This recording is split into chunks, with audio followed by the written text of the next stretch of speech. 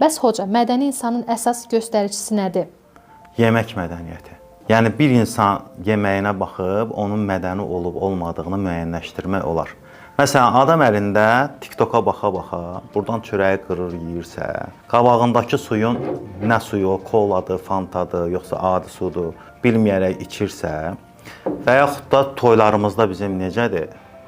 Birinci yer ləpədən, sonra göy-göyərti, sonra xalodnu, sonra bozbaş, sonra kabab, üstündən aş, sonra üstündən marojna, axşam da düşür qarın ağrısına. Yəni bağırsaqları zibil olan adamın, zibilxana olan adamın özü mədəni ola bilməz. İnsan nə yediyini, nə içdiyini ümumiyyətlə bilməlidir. Söhbət elit səviyyədən gedir. Yəni o bir insanın yemək yeməyinə baxsan, boşqabına baxsan və yeməyi yemək tərzinə baxsan, onun mədəni olub-olmadığını bilmək olar. Mən bunu gec başa düşmüşəm, etiraf edirəm, amma şükür Allaha ki, başa düşmüşəm də.